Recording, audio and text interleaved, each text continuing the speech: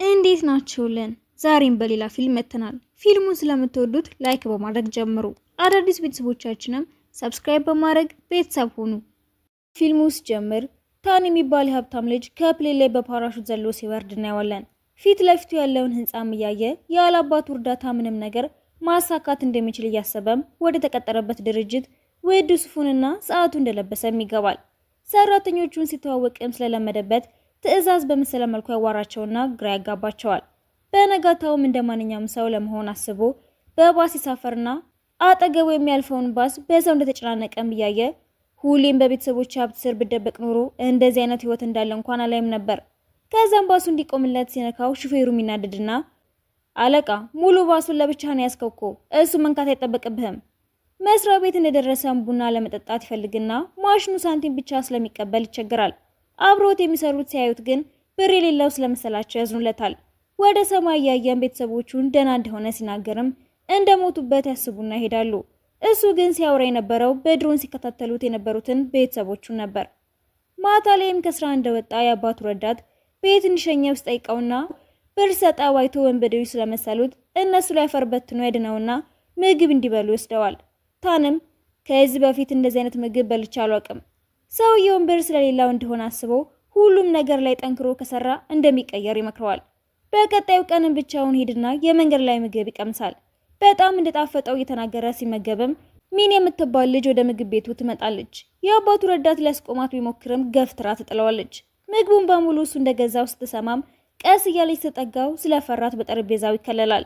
የምግቡ ሽታ ተከትላ እንደመጣች ሲገባውም ፈርቷት ስለነበረ አፏ ላይ ያረግላትና የፈለገችውን ስላገኘች አመስግናው ትወጣለች። ጠዋት ከእንቅልፏ ስትነቃም ራሷን የመስሪያ ቤቱ መታጠቢያ ቤት ውስጥ ታገኘውና ልብሷን እያስተካከለች ተቻኩላ ስትወጣም ታንን ከሰራተኞቹ ጋር ቆሞ ታየዋለች። እንዳይስታውሳት ስትጸልይም በስሟ ይጠራትና ስለደነገጠች በፀጉሯ ተሸፍና ለማምለጥ ስትሞክር እሷ እንደሆነች እርግጠኛም ይሆናል። እሷም ጓደኞቿ ጋር ሄዳ የተፈጠረውን እንደማታስታውስና በህልሟ ግን ቤት ሊገዙ አስበው እንደነበረ ስትናገር በጓደኛዋ ምት ከገባችበት ህልም ትነቃለች። ማታ ላይም ሰራተኞቹ በሙሉ አንድ ላይ ተሰብስበው ሲመገቡ ታንዳያት ለመሸፈን ብትሞክርም አሁንም ሳይሳካላት ይቀራል። እሱም ፊቷን አላሳይ ስትለው ተናዶ ትናንት ከተፈጠረው ነገር በኋላ በምንም ተአምር አልደረሳሽም። እሷም እንደሰማችው የሚያረገችውን ስለማታስታውስ ይዛው ስትወጣ ደብዳቤ ስጣትና ፍቅሩን የገለጸላት ስለመሰላት ደስ ብሏት ታክሲ ውስጥ ገባና ስትከፍተውም ምግብ ቤቱ ስለፈጠረችው ችግር እንድትከፍል የሚናገር መሆኑን ስታይም ወዲያው ማልቀስ ትጀምራለች። ብር ስላልነበራትም ቤቱ ልታጸዳለት ተስማምታም ስራዋን ትጨርስና ልትወጣ ስትል መዝነብ ይጀምራል። እርቧት ስለነበረም ሆዷም ይጮሃል። ይህንን ሲሰማም ፈገግ ብሎ ዝናቡ እስኪያቆም መቆየት ትችያለሽ፣ በዛው ምግብ እንበላለን። እሷም ነፃ ስለሆነ ትስማማለች። ወዲያውም የድሮ ቤቱ ያለ መስሎት ሰራተኞቹ እንዲያመጡለት ያጨበጭብና ያለበት እዚህ ስለው ይተዋል። ከውጭ ያዙናም ምግብ እንደመጣ የሚናበላልን ሳይ በጣም ጽዳቱን የሚጠብቅ ሰው ስለነበረ መቋቋም ያቅተዋል። አፏን እንድትጠርግም ሲነግራትም እጇን ስትጠቀመው ጓንቱን ያረግና አፏን ስጠርግላት የልብ ምቱ ያለምንም ምክንያት ይጨምራል። በዛም ሰዓት እናቱ በሩን ከፍታ ስትገባ ባየችው ነገር ትደነግጣለች። ሚንም እንደምታስቡት አይደለም፣ የስራ ባልደረቦች ብቻ ነን። አዎ እውነቷን ነው፣ ባይበቃቃሽ ነይና ውጪ። እናቱ የተናገረውን ስትሰማም አንድ ላይ እንደሚኖሩ አስባ ሚን ላይ ውሃ ለመድፋት ስትሞክር ምንጣፉ ላይ ይደፋና ስላቆሸሹበት ይናደዳል። በድጋሚ ልትደፋባት ስትሞክርም ይከለክላታል። እሷም እንዳትጎዳ ብሎ እንደደረገው አስባ ስትሽኮረመም ማድረቂያውን ይዞ ወደ ምንጣፉ ሄድና ምንጣፌን አታበላሹት እንጂ መጥፎ ሽታ ያመጣል እኮ እያለ መጥረግ ይጀምራል። እናቱም ተናዳ ስለነበረ ረዳቱ ምግብ ገዝቶ እንዲያመጣ ስትነግረው አይሆንም ብሎም ይጮሃል። ሚን አሁንም ለሷ የሚደግፍ መስሏት ደስ ይብላትም ሽታው ከቤት ለማስለቀቅ በጣም ነው የሚያስቸግረው፣ እንዳታመጡት። እናቱም ትረጋጋና ለሚን ብር ልትሰጣት ስትሞክርም ልትቀበላት ባትፈልግም እጇን መሰብሰብ ግን አልቻለችም። እሱም እንድትወስደውና ዳዋ እንድትከፍልበት ሲናገር እናቱ የምርም ፍቅረኛው እንዳልሆነች ገብቷት ደስ ይላታል። ያመልጣትና ለሰራተኞቹ ትንሽ መክፈል እንደሌለበትና የድርጅቱ አስተዳዳሪ የሚሆነው እሱ እንደሆነ ስትነግረው ሚን ትሰማትና ማንነቱ ልታውቅባት ስትል ለመደበቅ ይሞክራሉ። እሷም የድርጅቱን ስም መሐረባቸው ላይ አይታ ብታውቅም ሊደብቋት እንደፈለጉም ይገባታል። ስትወጣም እናትየው ሹፌራቸው እንደሚሸኛት ትነግራትና ታንሳ የፈጠባት እንደቀባጠረች ይገባትና ያው መኪናችን አዲስ አይደለም፣ ሌሎች ሰዎች የተጠቀሙበት ነው። መኪና ውስጥ ገብታ መንገድ እንደጀመረች ግን ሹፌሩ ሁሉንም ነገር ስለነገራት ያረጉት ጥረት በሙሉ እንደከሸፈ ይደርሱበታል።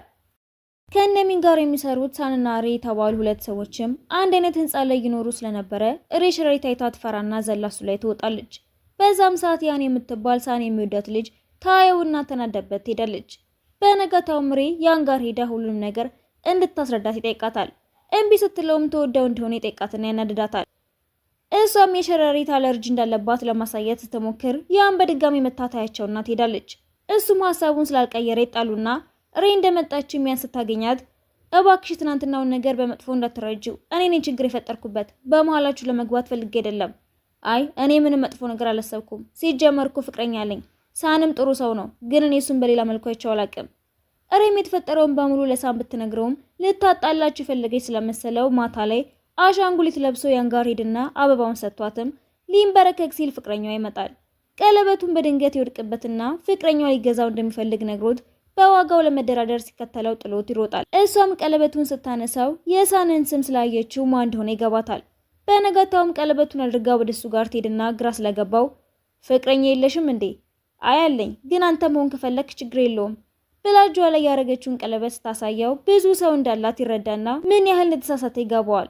ታንሚን ያወቀችው ሚስጥር ለማንም እንዳትናገር ለማስፈራራት ቢሞክርም ነፍሳት ስትገድል ያያትና ያዘጋጀውን የማስፈራሪያ ቃል በሙሉ ይጠፋበታል። ስትወጣ ጠብቆም ስልክ ሊያወራ ሲል ተመልሳ ትመጣና ሰማኝ፣ እኔ ሚስጥርን የማውጣት ሀሳብ የለኝም፣ ግን ሲጀመር የሀብታም ልጅ መሆንን ስትታይ ራሱ ያስታውቃል። ለማንኛውም ብድሬን በሙሉ እንደምትከፍልልኝ ቃል መግባት ይኖርብሃል። በዚህ ተስማምቶ ምሳ ሊበሉ ሲሉ ድሃ ለመምሰል ምን ማድረግ እንዳለበት ስታስተምረው አለቃው ያዝንለትና የራሱን እርጎውን ሰጥቶ ትሄዳል። ማታ ላይም ከጓደኞቿ ጋር ስትዝናና ከኋላዋ ተቀምጦ ይጠብቃታል። ወደ ቤቷ ስትሄድም ይከተላታል። በቃ ትከተለኝ እንጂ ለማንም አልናገርም አልኩህ እኮ። ተስማምቶም ወደ መኪናው ይገባና መንገድ እንደጀመረ ያገኘችውን ሰው በሙሉ ስሙን የጠራች ማን እንደሆነ እንደሚያውቁ ስጠይቃቸው ያያትና ከረዳቱ ጋር እሷ እንዴት ዝም ማስባል እንደሚችል ሲያወራ መኪናው ላይ መታ ትጋጫለች። በነጋታውም የሚሰራበትን ድርጅት አስተዳዳሪ ያገኘውና አብሮት ፎቶ ሲነሳ አለቃውም አይቶት ደንግጦ ስልኩን ይሰብረዋል። አስጠርቶትም ከበላይ ካሎች ጋር መነካካት እንደሌለበት ሊያስረዳው ይሞክራል። እሱም ድሃ መምሰል እንዳለበት አስታውሶ ሚንን ምክር ይጠይቃታል። ምስኪን መምሰል እንዳለበትም ነግራው ትሄዳለች። ሳን ደግሞ ሁሉም እንዲያከብረው ቁጡ መሆን እንዳለበት ይመክረዋል። አለቃው ስራውን ስላልጨረሰ ሲቆጣውም ሁለቱም በሚያሳዩት ምልክት ግራ ይጋባና አለቃውን የባሰ ያናድደዋል። በሐሳቡም አባቱን በራሱ መቆም መቻል እንዳለበት ነግሮት የወጣውን ያስታውስና እንደ ማንኛውም ሰው መኖር ከባድ እንደሆነም ይረዳል። ሰራተኞቹም የሱ ድርጅት ያመረተውን ዘመናዊ ስፒከር ይገዙና ማማረራቸውን ሲሰማ ስለ ስፒከሩ ረጅም ማብራሪያ ይሰጣቸውና ያስገርማቸዋል። ስፒከሩም የባለቤቱን ስም ደጋግሞ ሲጠራ ታሊጋለጥ እንደሆነ እያሰበ ለመዝጋት ሲሞክርም ስላስቸገረው ሚን በአንድ ስፒከሩን ተከሰክሰውና ተተርፈዋለች። እሱም በዚህ ደስ ብሎት ወደ እሷ ጋር ሄድና እዚህ መኖር ከባድ መስሎኝ ነበር፣ አሁን ግን ደስ የሚል እንደሆነ እያየሁ ነው። እሷም ስለሱ የሚያወራ ስለመሰላት ደስ ቢላትም እሱ ግን ጠጥቶ የማያውቀውን የታሸገ ቡና ያሳያታል። ከስራ ሲወጡም አለቃው ሳውና ይወስደውና እንዴት መታጠብ እንዳለበት ያስተምረዋል። ከዛ ሲወጡም ቀምሶ የማያውቀውን ምግብ ያቀምሰውና መጀመሪያ ላይ ቢያስጠላውም ትንሽ ቆይቶ ግን ደስ እያለው ይመገባል። ወደ ስራው ሲመለስም ከሰራተኞቹ ጋር ጨዋታ መጫወት ይጀምርና በተደጋጋሚ እየተሸነፈ ይቀጠቀጣል። ከዚህ በፊትም በምንም ነገር ተሸንፎ ስለማያውቅ ተናዶ ማታ ላይ ሚን ጋር ይደውላትና ብድሯ መክፈል ከፈለገች እንድታሰለጥነው ይነግራታል። እሷም ወዲያው ትመጣና ሌሊቱን ሙሉ አሰልጥናው ሊነጋ ሲል ያሸንፍና ስለተሳካላቸው ደስ ብሏቸው ያጨበጭባሉ። ሪም ስራ ላይ ያለች በድንገት ወደሆነ ያማትና መታጠቢያ ቤት ለመሄድ ብትፈልግም ሌሎቹ በጥያቄ ስላጨናነቋት ፈሷ ያመልጣታል። በዚህ ምክንያትም የምትገባበት ስጣፋት ሳን የእሱ እንደሆነ አስመስሎ ከውርደት ያድናትና ለእሱ ያላት አመለካከት ይቀየራል። ማታ ላይም ቲቪ ያየች ስለሱ ስታስብ በሯ እንኳኳና ትከፍታለች። ከፊቷም ሳን ስጋ ይዞ ስታየው እየተፈጠረ ባለው ነገር ግራ ትጋባና ጓደኞቿን ስታማክር ወዷት ሊሆን እንደሚችል ይነግሯታል። በነጋታውን በየቦታው እሱን ስታየው ስለነበረ ያሏት ማመን ትጀምራለች። የያዘችውን ዕቃ እንደሚያምር ሲነግራትም እሷን ለማለት ብሎ ያፈረ የመስላትና ዕቃውን ሰጥታው ብቻቸው እንዲያወሩ ይዛው ትወጣለች። ይኸውልህ በድጋሚ እንድትጎዳ አልፈልግም፣ እንደምትወደኝ አውቄያለሁ። እሱም ዕቃውን እንዲመልስ ብላ የምትቀባጠር ስለመሰለው እንደሚመልስላት ይነግራታል። በዚህ ተናዳም ጓደኞቿን ለማናገር ትሄድና ሚን እሷም ወዳው ሊሆን እንደሚችል እንዴት ማጣራት እንዳለባትም ሙሉ ማብራሪያ ትሰጣታለች። ማታ ላይ ምሪ ወደ ቤት ስትሄድ ሂሎ አይሰበርባትና ሳን አዝሎ ሊሸኛት ይስማማል። ትንሽ እንደሄደ ግን ያንን ስላያት እሷን ይጥላትና በጣም ያናደዳታል። እጇ ስለተጎዳም ሆስፒታል ይዟት ሄድና ታክማ ስትጨርስ አንተ ጋር መኖር ከጀመርኩ ጊዜ ጀምሮ ሁሌም ችግር ነው የሚገጥመኝ፣ ይቅርታ አድርጊልኝ አስቤው አይደለም። ወዲያው ጫማ ይዞላት እንደመጣ ስታይ ግን ንዴቷ ይበርድላታል። ያመጣው ጫማ ስላልተመቻትም የእሱን ተወስደበትና ስሊፐሩን አድርጎ ወደ ቤቱ ይሄዳል። ብቻዋን ነገሮችን ማድረግ ይከብዳታል ብሎ ስላሰበም ረዳት ይቀጥርላታል። ጠዋት ላይ ምግብ አብስሎ ያበላትና ስለጣፈጣት ደስ ይላታል። ሳን ትንሽ ቆይቶ ይመጣና በእጁ እየመገባት በአመጋገቧም ይስቅባታል። በቀጣዩ ቀንም ረዳቷ እቃ ገዛዝቶ ይመጣና የረሳውን እቃ ለማምጣት ሲወጣም የሳንን ካርድ የተጠቀመ እንደሆነ አይታ ግራ ይገባታል። ሳንም ስራው እንደጨረሰ ወደ እሷ ጋር ለመሄድ ቢሞክርም ጓደኞቹ ያስረፍዱታል። አምሽቶ ሲመጣ ምሪ ካርዱን አስቀምጣ ተጠብቀውና እሷ ታማ እሱ ሲዝናና በመቆየቱ ትጮህበታለች። እሱም መድኃኒቷ እንድትውጥ ያረጋትና ከልቡ እንዳዘነ ይነግራታል። እሷም መቋቋም ስላልቻለች እንደምትወደው ታሳየዋለች። በነጋታውም ታን የሚከታተለው ሰው እንደተመደበበት ይሰማና ቢሮ ውስጥ ያሉትን በሙሉ መጠርጠር ይጀምራል። ከስብሰባ ሲወጣም ሚን ከሆነ ሰው ጋር በድብቅ ስታወራ ያታል። ወደ እሷ ሲጠጋም ልትደብቀው ስለሞከረች እሷ እንደምትሆን ያስብና ረዳቱ ስለ እሷ መረጃ እንዲሰበስብ ይነግረዋል። ወረቀቱን ሰጠውም ድሮ ወፍራም እንደነበረች ከፎቶዋ ያያል። እሱ ብቻ ሳይሆንም ቴኳንዶን ጨምሮ በሁሉም የድብድብ አይነቶችም የተካነች እንደሆነች አይና የእነሱ ድርጅትም ሰርታ እንደምታውቅ ያያል። ለአባቱ መረጃ እያቀበለች ያለችው እሷ እንደሆነች ስላመነ ማታ ከአባቱ ጋር ስትገናኝ ለማየት ይከታተላታል። እንደሚከተሏት ስታውቅባቸውም ከመኪና ወርዶ ውስጥ ለውስጥ መጓዝ እንደጀመረ ወንበዴዎች ያገኙትና ልብሱን በሙሉ ይዘርፉታል። ሲመለስም ሚንን ያገኛትና ከኋላዋ ሲነካትም በሽተኛ ስለመሰላት በቴስታ ትመታዋለች። እሱ እንደሆነ ስታውቅም ደንግጣ እንዲነቃ ትረዳውና ቱታ እንዲቀይር ታረገዋለች። ተመልሶ እንደመጣም እዚህ አካባቢ ብዙ ሌቦች ነው ያሉት፣ ብቻ መዞር የለብህም። ወዲያውም እሱን የዘረፉት ሌቦች ይመጡና እሷን መተናኮል ጀምራሉ። እሷን በያዘችው ቢንቢ መግደያ ተጠቅማ ደን አርጋ ተቀጠቅጣቸዋለች።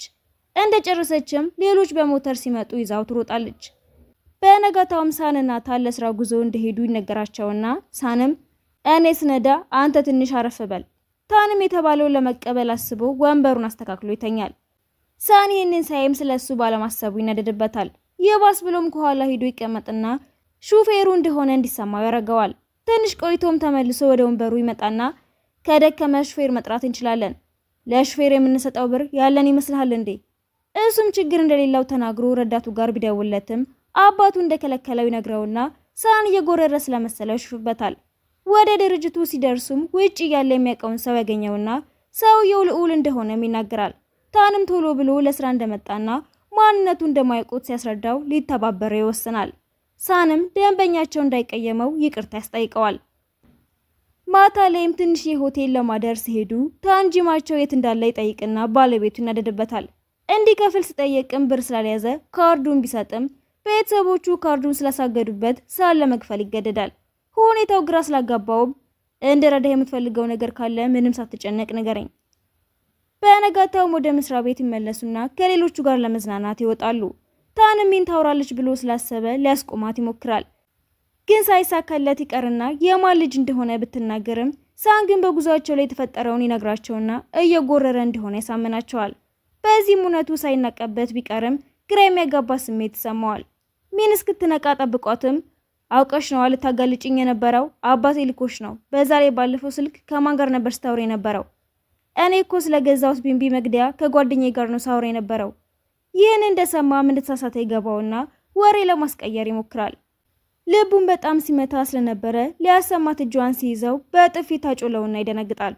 እነሳንም አንድ ላይ ሆነው የሬ ረዳታያቸውና ሲያሽፉባቸው እሬ ስለተሻላት ሁለቱንም ከቤቷ እንዲወጡ ትነግራቸዋለች። ሳንም እንደሚወዳት ለመናገር ቢሞክርም ምን ማለት እንዳለበት ስላልገባው የይቅርታ መልእክት ይልክላትና የበለጠ ያናድዳታል። ጠዋት ላይ መስሪያ ቤት ይገናኙና በጣም ቆንጆ ሆና ትታየዋለች። ያንን ሳያት ግን ከድሮ አስቀያሚ መስላ ስለታየችው ይገረማል። ስብሰባ ላይም ምክንያት ፈልገው መጣላት ይጀምራሉ። ሲወጡ ሚን ሳንን ከምታውቃት ልጅ ጋር እንዲተዋወቅ ታመቻችለትና ሊሄድ ሲል ግን እሬ ልታስቆሙ ብትፈልግም በድጋሚ ምን ማለት እንዳለባት ስላላወቀች ተዋዋለች። ከሄደ በኋላ ግን ወይኑ ውስጥ የሬ ፊት ይታየውና ልጅቷ ላይ ይደፋባታል። ይቅርታ ጠይቋትም ወደ ሬ ሄድና በመሃላቸው የነበረውን አለመግባባት ፈታውት አንድ ላይ ለመሆን ይወስናሉ። ማታ ላይም ሳን ታንን ከዚህ በፊት ፍቅረኛ ኖር ያውቃል እንዴ? አይ አያውቅም፣ ግን እጮኛ ነበረችኝ። ሳንም በድጋሚ እየዋሸው ስለመሰለው ፍቅር ሲይዘውም እንደሚሰማው ይነግረውና ስለሚን ማሰብ ይጀምራል። በቀጣዩ ቀንም ሳንና ሬ ወደ ቤት እየሄዱ የረሳው ነገር ስላለ ለማምጣት ወደ ቢሮ አብራው እንድትመለስ ጠይቃትና ፈሪ በመሆኑ የሽፈችበት ሄዳሉ። ቢሮ እንደደረሱ መቀራረብ እንደጀመሩ አለቃቸው ደርስባቸውና እየተጣሉ ስለመሰለው ይቆጣቸውና ያስታርቃቸዋል። በዚያ ምክንያት ማንም ሳያውቅባቸው የሚነጋገሩበትን መንገድ ያዘጋጃሉ። ቢሮ ገብተው በአይናቸው ማውራት እንደጀመሩ ግን ሰራተኞቹ ትኩረታቸውን ወደ እነሱ ጋር ያደርጉና በድጋሚ ሌላ ውሸት ለመናገር ይገደዳሉ። ሚንም ቢሮ ውስጥ ተቀምጦ የነበረውን ወይን የት እንደሄደ ትጠይቃለች። አለቃቸውም እሱ እንደወሰደ ስለሚያውቀው ነገሩን ለማረሳሳት ቢሞክርም ሳይሳካለት ይቀርና ካሜራዎቹ እንዲታዩ ይወስናል። እነር የሚያደርጉት ነገር እንደተቀረጸ ሲያውቁ እንዳይጋለጡ ስለፈሩ ሳንሱ እንደጠጣው ይናገርና ሁሉም ይደበድቡታል። ትንሽ ቆይቶም ከሬ ጋር እንዴት ሳይነቃባቸው አንድ ላይ መሆን እንደሚችሉ እቅድ ያወጣሉ። ታኔ መጀመሪያ ደሞዙ የገባለት ቢሆን ትንሽ ስለሆነ እንደማይበቃው እያሰበ ማዘን ይጀምራል። ሚንም ወጪዎቹን ስታየው ትገረምና ምን አድርጎ ሊቀንሳቸው እንደሚችል ታሳየዋለች። ወደ ቤቱ ሲመለስም ረዳቱ ይደወለትና አባቱ እንደሚፈልገው ሲነግረው ሊረዳው እንደሆነ አስቦም ይሄዳል። አባቱ ግን ልክ እናትህ ፊልም ላይ እንደምታያቸው ድሃ ሴት አገባለሁ ብላ አስበህ ከሆነ ወየውልህ፣ ሲጀምር እጮኛ እንዳለህ እንዳትረሳ። እሱም ወዲያው ስለሚን ያስባል። እጮኛ የተባለችውና አባቱ ስለጠራት ትመጣለች። ታመሄድ ቢፈልግም ምግብ ሲቀርብ ሲያይ ግን እርቦት ስለነበረም ይቆያል። ምግቡ መብላት እንደጀመረ ግን እናቱ እንዲያነሱት ሰራተኞቹን ስጠራቸው በምሳቃው ይዞ ለመሄድ ቢያስብም እናቱ ስጦታ ያመጣላት ይመስላትና ስላፈረ ባዶዎቹን ሳህኖች ስጣትና ደስ ይላታል። ሲበጣምና ከሌላ ሰው ጋር እንደሆነ ስለጠረጠረች ትከተለዋለች። እሱም አባቱን በነፃ ስለመገበው አመስግኑት ማታ ላይ ልብሶቹን ለመሸጥ ከሚን ጋር ሲወጡም የተጣሉትን ድርዮች ስላገኟቸው ሳይሳካላቸው ይቀራል። ታንም ለኪራ የሚከፍለው ስለሌለው ከሪ ረዳት ጋር አንድ ላይ መኖር ይጀምራሉ። ናም ተከትለው ቤቱ ትመጣና ወደ ውስጥ ገብታም የምትወዳት ሴት ሚን እንደሆነች ደርሼበታለሁ። ምን ለማድረግ እየሞከርሽ ነው? ልትጎጃት እያሰብሽ አይደለም አይደል? እሷን ማስወገድ ለኔ ቀላል ነው። ትንሽ ብር ሰጣት ከመንገድ የዞሩ እንደምትል ነግረኛለች። እሱም ይሄንን እንደሰማ የጎዳቻት ስለመሰለው ሚን ጋር ይሄዳል። እንዳገኛቱም ለቅፋት ሲያስብ ሌላ ሰው እንደሆነ አይቶ ይደነግጣል። ሚን ስትመጣም ነው ያረገችሽ ነገር አለ እንዴ? ደህና ነሽ አይደል? ምንም አላረገችኝም፣ እንዲያውም ጥሩ ሰው ናት። ቫይታሚን በስጦታ መልክ ሰጥታኛለች። ቤት ወስደውም ካርቶን ውስጥ ከፍተው ምን እንደተፈጠረ ይገባታል። ብሩን መመለሷ ቢያሳዝናትም ታን ይቀበላታል። ከዛም ለሷ ብሎ የመንገዶቹ መብራት ሁሉ እንዳሰራ ይነግራትና እኔ በጣም ወድሻለሁ፣ አንቺስ ምንድነው የሚሰማሽ?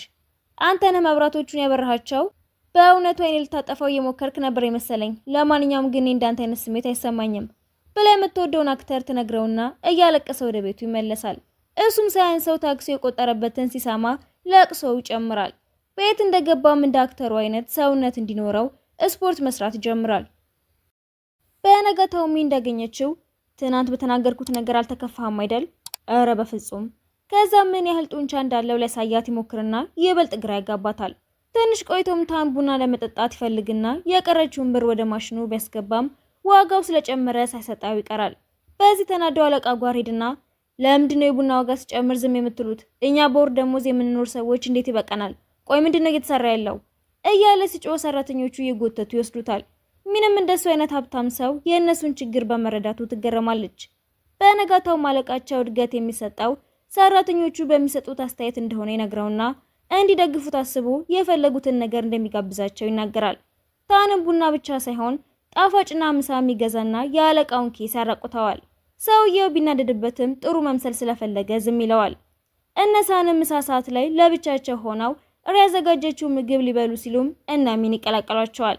እሷ የሰራችው ምግብ ያረረ ስለነበረም ታን ለሳን የሱን ሳንዱች ቢሰጠውም የሪናይን ስለፈራው እንደጠገበ ይናገራል። አለቃቸውም የአስተያየት መስጫ ሰዓት እስኪያልቅ ድረስ ይጠብቅና ሁሉም ለመጮህ ይጀምራል። ረዳቱም አሁንም ቢሆን ሀሳባቸውን መቀየር እንደሚችሉ ሲነግረው ወደ ራሱ ተመልሶ እየቀለደ እንደነበረ ሊያስረዳቸው ይሞክራል። በቀጣዩ ቀንም ውጤት ሲመጣ በትምህርቱ ብቁ ስላልሆነ እንደወደቀ የሚያውቅና ከብሩም ሆነ ከስራው ባለመሆኑ መሬት ላይ መንከባለል ይጀምራል። ሚን ዕቃ ለመውረድ ስትቸገር አይቷትም ይረዳትና ምን ያህል ጠንካራ እንደሆነ ለሳያት ሲሞክር አክተሩን የምወደው በጥንካሬው አይደለም፣ ፈገግ ሲልላትም በፈገግታውም አይደለም። ወዲያው ግን ሳን ይጠራውና ከመውጣቱ በፊት የአክተሩን ድምፅ ሲያስመስልም ድምፁን አይደለም የምወድለት። በሁኔታው እያፈረም ይወጣል። ሳንም ለብቻ ወስዶት ሰማኝ፣ የእውነት የተቀናቃኛችን ድርጅት ባለቤት ልጅ አይደለህም አይደል? እኛ ልናመርት የነበሩትን ነገሮች እነሱ ቀድመው አምርተዋቸዋል። አንተ ነህ እንደ መረጃ የሰጣቸው? ይህንን ሁሉ ጊዜ አብረኸኝ ሰርተህ መረጃ አሳልፌ የምሰጥ ሰው እንደሆንኩ ነው የምታስበው? ሳንም በንግግሩ ስለተሰማው ያዝንና ይቅርታ ጠይቆ ያቅፈዋል። ሲወጡም ውጭ እያለ የሚያውቀውን ሰው ያገኘውና ስለወጣው መረጃ ሲያናግረው ሳን ያወሩትን ስለሰማው እውነቱን ይደርስበታል። ታንንም ሰላይ ባትሆን ራሱ ስራህን መልቀቅ አለብህ፣ እዚህ መቀጠል አትችልም፣ እባክህ መነኝ፣ እኔም እንደናንተ ሆኖ እየሰራው ብር የማገኘው፣ በዛ ላይ ምንም ሳላጠፋ ማምለጥ አልፈልግም፣ አንተ ብቻ ሚስጥሬን ለማንም እንዳትናገር። በዚህ ተስማምተውም ወደ ቢሮ ሲመለስ ሚንን ያገኘትና እያመነታች ትገባለች። ፊቷን ሊይዛት ሲሞክርም ስማኝ፣ አሁንም ለማስመሰል እየሞከርክ ከሆነ በጣም ነው የምናደድብህ። በዛ ላይ አክተሩን የምወደው በእውነተኛ ህይወቴ ላይ መቼም እንደማላገኘው ስለማውቅ ነው፣ ገባህ? በነጋታው ግን ሚን ዶክመንት ጠፍቶባት ስጠይቀው ግራ በሚያጋባ መልኩ መመለስ ስለጀመረ ትበሳጭበትና ወደ ጥግ ወስዳው ከእሱ ጋር የማትሆነው ብዙ ምስጢሮች ስላሉት እንደሆነ ትነግረዋለች። ይህንን እንደሰማው ሁሉንም ሰብስቦ የማን ልጅ እንደሆነ ይናገራል። መጀመሪያ ላይ ባያምኑትም ሚን ፎቶዎቹን እያሳየች ታብራራላቸው ያምኗታል። ታዲያ እስካሁን የደበከውን ነገር ለምን ተናገርክ? ሚንን ስለምወዳት፣ እሷ ደግሞ ምስጢር ያለው ሰው እንደማትወድ ስለነገረችኝ። ማታ ላይ ብቻውን ቁጭ አድርጋው ስለሱ የምትጠላልትን ነገሮች በሙሉ ስትዘረዝርለት ረጅም ሰዓት ትፈጅና ከአቅሙ በላይ ይሆንበታል። በነጋታውም ሰራተኞቹ በስልክ ወደ ቤተሰቦቹ ድርጅት አንድ ሰው ይዘው እንደሚሄድ ስለሰሙ በሄደበት የተከተሉ ሲያስቸግሩት ይሰላቻል። ረዳቱም ማንን ሊወስድ እንደሆነ ሲጠይቀው ሚን ቀሚስ ለብሳ ትመጣና በስነ ስርዓት ሰላም ብላው ስትሄድም ፊቱ መቅላት ይጀምራል። ሁኔታው ስላላማረውም ሁሉንም በድጋሚ ሰበሰባቸውና እሱም ቢሆን ወደ ድርጅቱ እንደማይሄድ ይነግራቸዋል። ሚን እሷን ትቶ ላለመሄድ የሚያረጋው ስለመሰላትም እንዳያረጋው ስለሷ መጥፎ ነገሮችን እየተናገረች ልታሳምነው ስትሞክር ድርጅታቸው ውስጥ ችግር ስለተፈጠረ እንደሆነ ያሳያቸውና ስላፈረች መታጠቢያ ቤት ገብታ ትደበቃለች። እሱም ተከትሏት ሄድና አጠገቧ ተቀምጦ እንድትጨነቅ አልፈልግም፣ ከዛሬ ጀምሮ ጓደኛሞች ብቻ መሆን እንችላለን። ከወራት በኋላም ከኋላዋ መጥቶ ያቅፋትና እሷም ከእሱ ፍቅር እንደያዛት እናያለን። እና ሬም ተጣልተው ሳን ከቤት ለመውጣት ሲሞክር ቤተሰቦቿ ይመጡና ፍቅረኛ እንደሆኑ ይደርሱባቸዋል። በነጋታውም ደስ በሚል ሁኔታ እንድታገባው ይጠይቃታል።